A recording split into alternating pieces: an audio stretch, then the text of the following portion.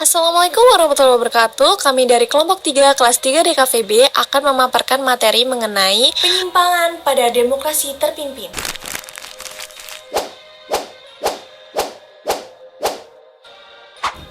Sebelumnya, izinkan kami memperkenalkan diri.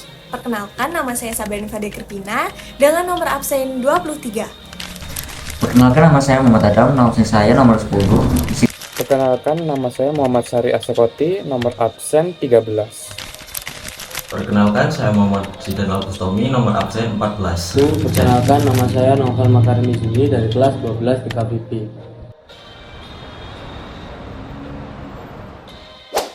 Di tahun 1959 sampai 1965, Indonesia masuk ke era demokrasi terpimpin di bawah kepemimpinan Presiden Soekarno.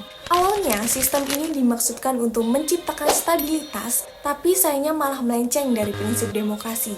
Banyak keputusan yang terlalu terpusat pada presiden, sehingga kekuasaan jadi tidak seimbang. Apa saja sih penyimpangan yang terjadi pada masa demokrasi terpimpin? Mari kita bahas lebih lanjut.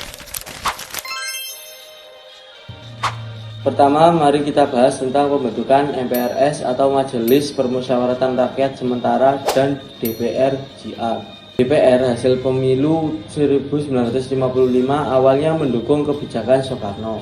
Namun, konflik muncul ketika Soekarno menolak terikat DPR. Ketegangan memuncak saat DPR menolak RAPBN atau Rancangan Anggaran Pendapatan dan Belanja Negara tahun 1960, sehingga Soekarno membubarkannya pada 5 Maret 1960 dan membentuk DPR gotong royong dengan anggota yang ditunjuk berdasarkan 5 golongan. Jadi biasanya wakil rakyat dipilih langsung oleh rakyat lewat pemilu. Tapi di masa ini, anggota MPRS dan DPR GR ditunjuk langsung oleh Soekarno. Jadi lembaga legislatif kehilangan fungsi aslinya sebagai pengawas pemerintah. Hal ini jelas menyimpang dari prinsip demokrasi karena rakyat tidak punya hak memilih wakil mereka. Lanjut ke pemusatan kekuasaan, Soekarno jadi pemimpin besar revolusi dan semua politik bergantung pada dirinya. Akibatnya, peran lembaga lain seperti DPR dan Mahkamah Agung melemah, bikin sistem jadi cenderung otoriter. Kekuasaan yang terpusat pada satu tangan tentunya tidak sehat bagi sebuah negara demokratis.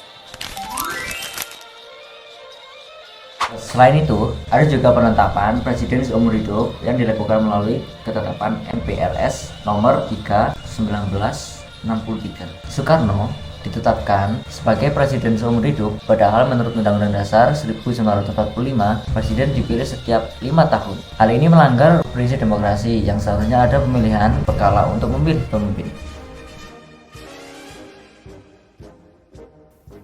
Untuk mengharmoniskan berbagai ideologi, Soekarno mengusung konsep Nasakom, nasionalisme, agama, komunisme. Meskipun tujuannya untuk menyatukan bangsa, konsep ini justru memperbesar pengaruh PKI yang berujung pada ketegangan politik dan sosial yang semakin meningkat. Kebijakan ini akhirnya memperburuk situasi politik di Indonesia. Demokrasi terpimpin pada masa pemerintahan Soekarno mengarah pada pemusatan kekuasaan dan penyimpangan terhadap prinsip demokrasi, seperti penghilangan pemilu bebas, penetapan presiden seumur hidup, dan pengaruh yang berlebihan dari satu ideologi.